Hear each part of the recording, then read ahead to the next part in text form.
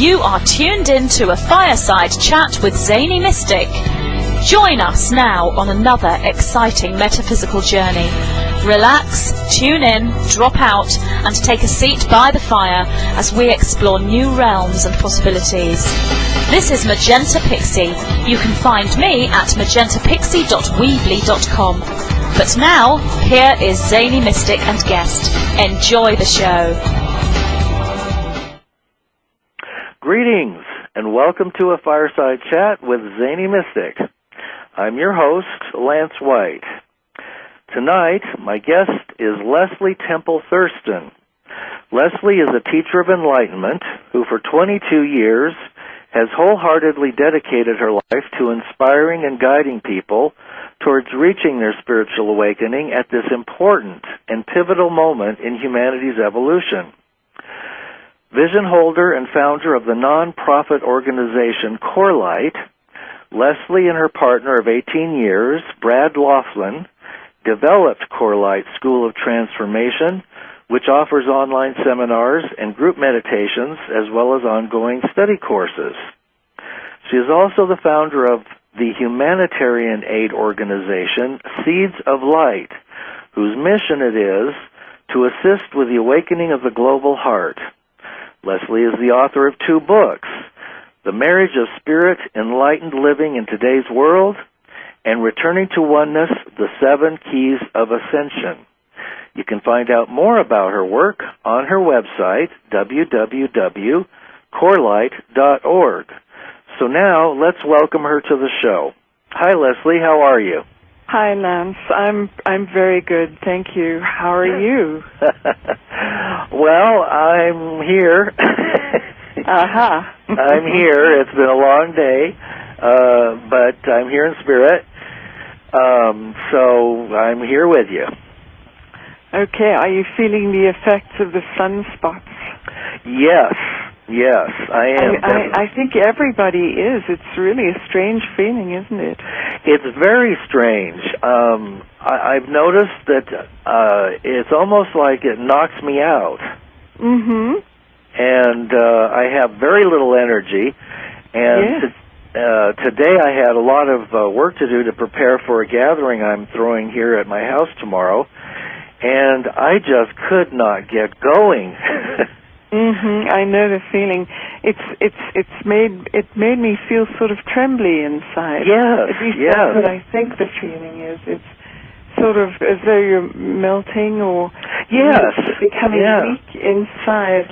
Yeah, it's an amazing sensation. I don't recall ever quite feeling anything just like this. No, I haven't either. Well, I'm glad to hear that somebody with your sensitivity is experiencing this as well. And that will be a great validation for all the listeners who are probably having similar experiences. I'm sure they are. I think I've heard from a number of people that these are the symptoms. Mm-hmm. And I don't know how much longer it's going to go on for, but we're all sort of mooching around slowly these days. Right. Yes, very slowly, and lots of naps. Lots of naps. Yes, a compelling need to nap. Yes, and absolutely compelling. Well, that's where I'm going after the show. Going back to bed. Actually, I was up most of the night, and I wondered, I was writing. I slept for a few hours, then I was writing, and I wondered, by the morning I was tired, but I wondered if being up at night might be better than being up during the day. I hadn't thought of that. That's a possibility. That is a possibility. You know, there's nothing wrong with changing our schedules and being out of patterns. No. And during these shifts that we're going through that are happening at this really momentous time, you know, we're very close to the end of the Mayan calendar according to Kalaman. And of course, we have all of these sunspots or sun flares are starting to act up. And then, of course, there's all the astrology and the spiritual prophecies that go on. So, what is your take on I was going to go in another direction, but we might as well just slide into this right now. Mm-hmm. What is your take? Go ahead. If I can answer it, I will. Okay. Well, one thing is, what's your take on the ascension process and the timing of it? So many people have slightly different versions of what's going to happen, and only half of the humanity is going to make it, and the dark side is going to be removed, and there will be a period of sleep, and we'll awaken, and I don't know. Oh, yes, I've heard some of those. You know, I prefer not to try and predict, but I do see certain things. I see trends developing, which one can extrapolate into more advanced states. So I'm actually going with the 12-21-2012 myself. Okay, all right. Because I know that Jose Arguelles adjusted everything for the precession of the equinoxes. That's how he came up with that date. But you know, I've been teaching for many years and actually knew about this harmonic convergence. That was where I first learned about the end date of the Mayan calendar was at the harmonic convergence. And so it's been a long time. And so I've been preparing my students. I've spoken about this whole thing often, over and over during the years, and preparing people, telling them that something big was coming. And my understanding of it is that the more prepared people are, the bigger the bust they're going to experience. So people who've done no preparation, who don't really know anything about it, may not have a huge experience, whereas those that have done the work and made themselves ready and who are already, say, partially ascended, at least into the heart perhaps, or beyond that, are going to have a great deal of liftoff. I think the liftoff is going to depend on how available you are to the experience. And that seems to depend, at least for most people, on how much preparation of work you've done in advance. Yes, well, I agree with you on that one, and that's what makes the general population so disturbing, because we've been so dumbed down, intentionally and unintentionally, that you know, we've really been kept in a narrow range of perceptions, and those have all been geared towards motivating us to basically be enslaved. Yes, it does look that way, and it's quite disturbing, I have to say.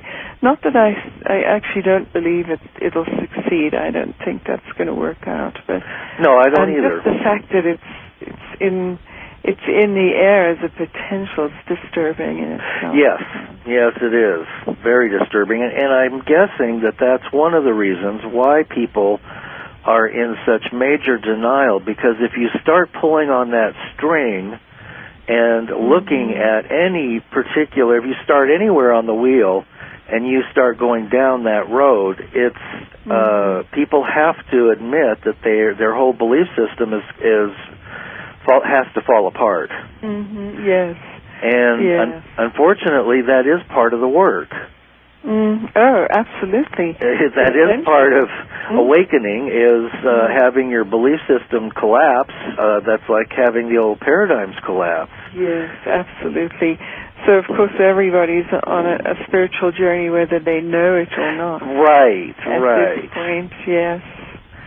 I suppose many are living in a fool's paradise about what's going on, I know.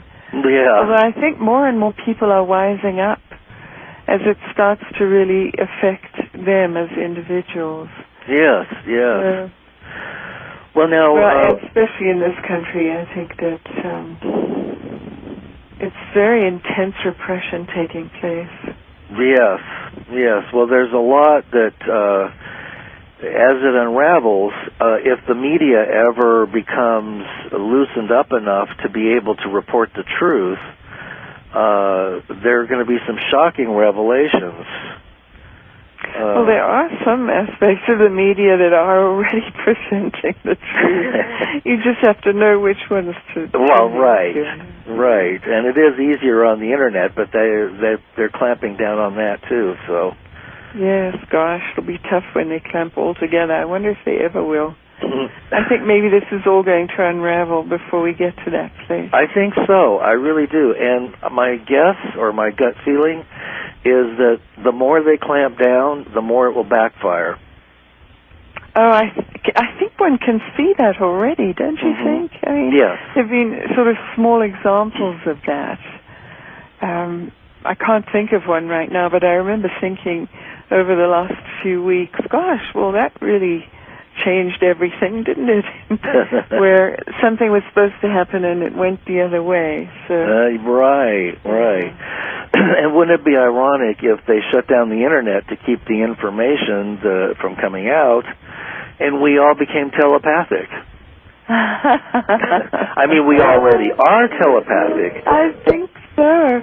And, it's possible that there'll be openings in consciousness energetically over the long term, between now and the end of 2012, I'm thinking, where there actually will be like little mini ascensions, where people will open to a more expanded state of perception that could encompass telepathy. And there are many people. I am actually quite telepathic, and I can speak to animals very easily. That's one of the, which is a fascinating thing to be able to do. I haven't tried. Well, no, that's not true. I do speak to people telepathically quite a bit, but they don't necessarily hear me. Right. Animals are so much closer to natural state. Yes. They really are. They're actually evolving faster than humans right now because they don't have the veils and the ego to block that. Right. And they never disconnected from the grid of communication. No, they didn't. So, we're the ones that have been off the grid and unable to communicate, except at the collective unconscious level. But I think that the collective unconscious is becoming, that there's a separate collective consciousness that is forming of those who are awakening and in that process and, helping to create. I think it's inevitable. We certainly are facing a lot of unknowns, aren't we? Quite exciting, actually. Yes. Well, now, I wanted to find out a little more about your past because you had you came from South Africa, and as archaeologists have stated that the first woman, actually, the first humans or the first woman came from South Africa. And I think that's very interesting. I think Lucy was her name. Yes.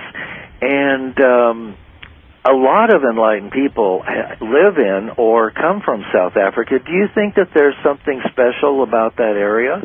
Oh, I do. Not just because I come from there, but when I was a child growing up, there were Paleolithic people, the Bushmen. Oh, yes. And Neolithic people, who are the black tribes people. Oh.